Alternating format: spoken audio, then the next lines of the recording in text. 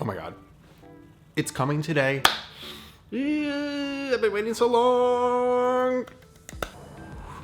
Ooh, there it is. Hey guys, Jeremy Jacobowitz here from Brunch Boys. If you're new to the channel, this is all about my food adventures all over the world. If you're not new, welcome back. I love seeing you, but today is another episode that we like to call Influencer Secrets, where I talk about some non-food stuff, just sort of what's on my mind.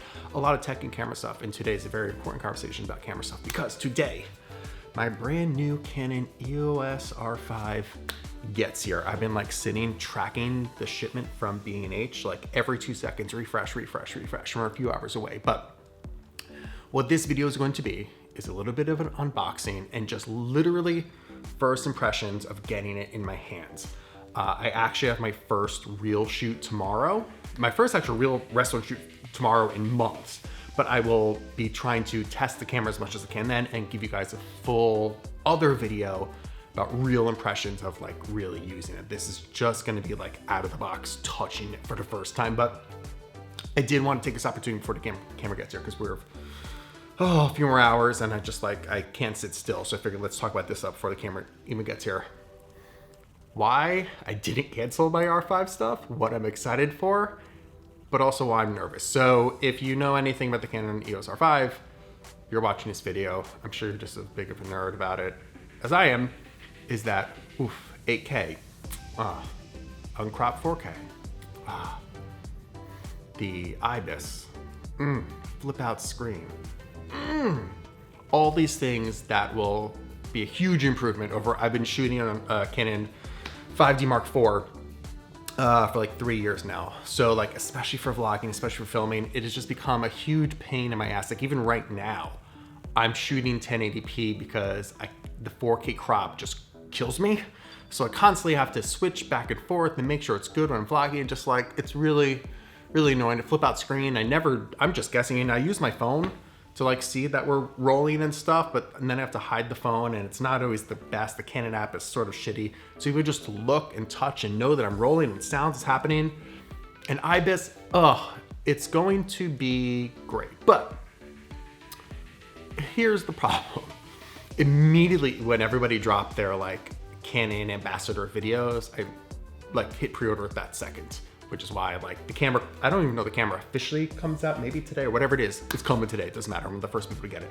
But since then, everyone that's had them sent to them early have talked about the overheating. Am I concerned? Yes and no. Here's where I'm hoping it works out okay. Overheating seems to happen, especially when shooting 8K. I'm probably not shooting 8K. Even with my brand new computer setup, I don't think my editing like timeline and workflow can handle 8K. Would I love to shoot 8K? yes, but like the file sizes and the workflow and everything, just like, it's probably not gonna make too much sense. So throw it out the window. Everyone's having issues a lot with overheating with 4K 120 and 4K 60. I don't shoot 60 frames per second. I would love to shoot a little bit of 120 frames per second 4K, but that's not most of what I shoot. So that doesn't concern me yet. My plan is to shoot 4K 24 frames per second. That's what I shoot. Now, there's just been so many conflicting things, I'm not sure. Within the camera, it should have the normal 4K, which I guess is similar, but no crop to the 5D Mark IV.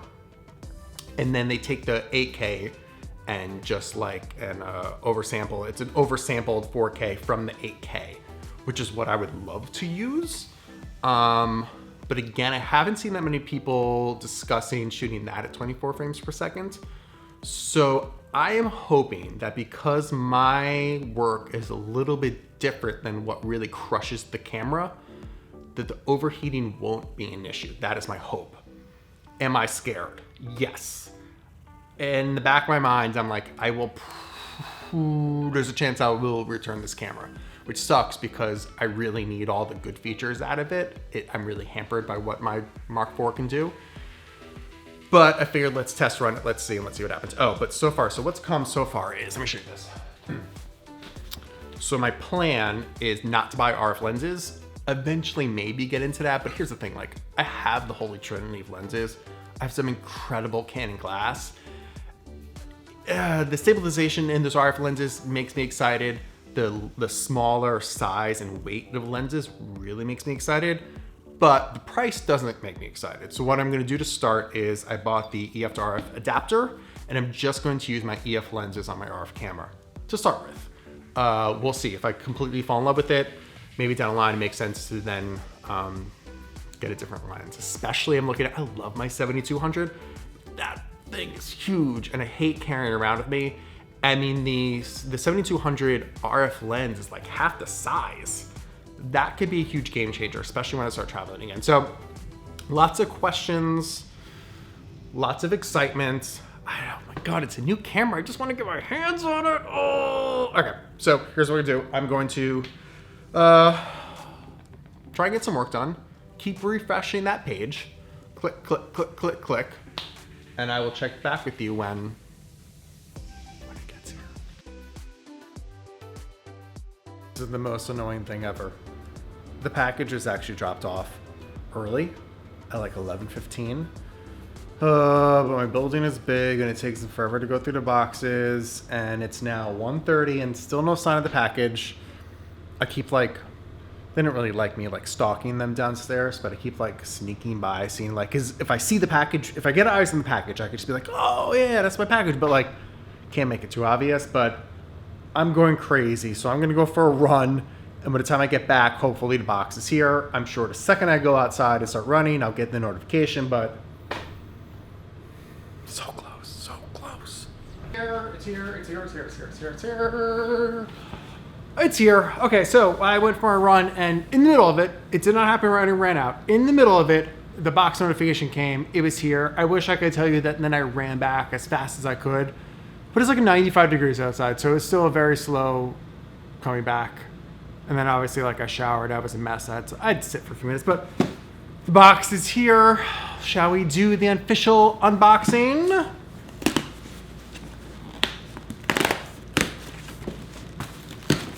All right.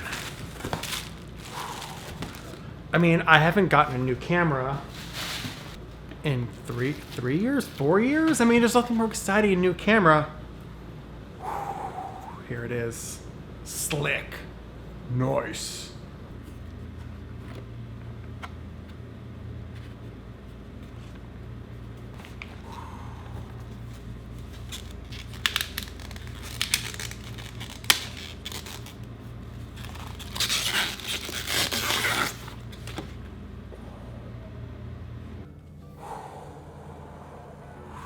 Ooh, there it is.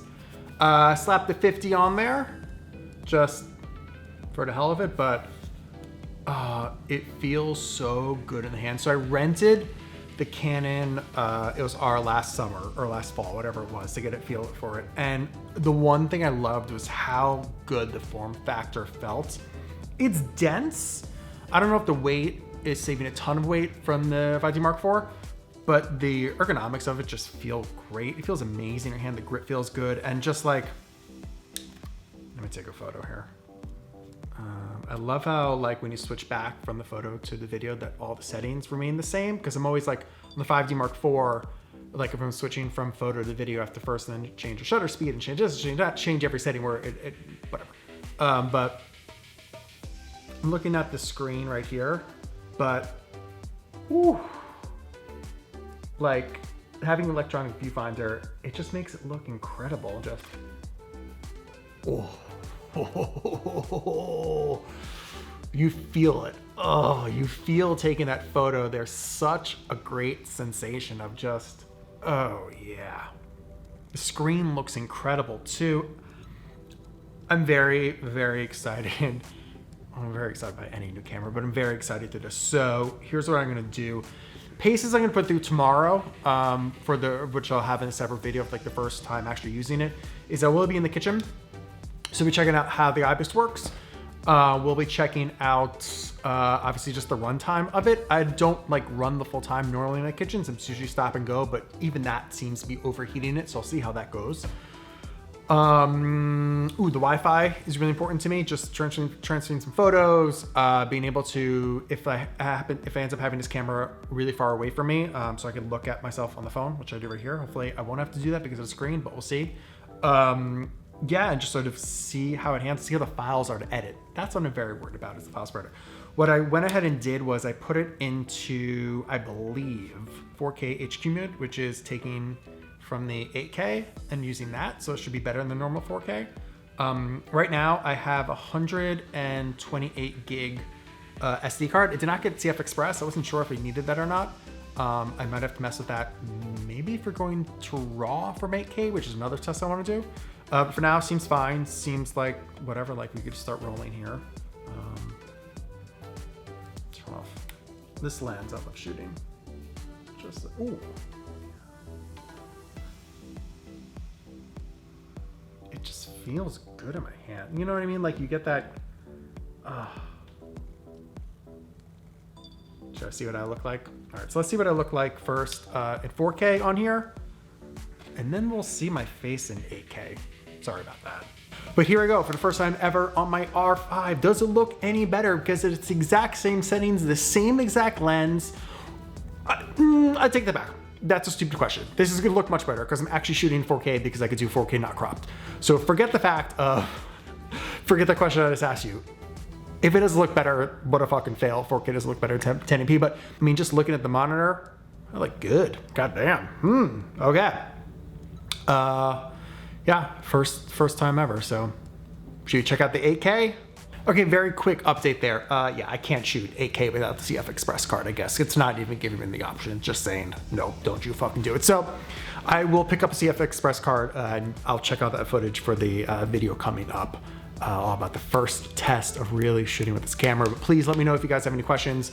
Let me know what I can test out for you. I'm here to help you because I am very excited. So I hope you're just excited as I am for this camera. I'm already looking.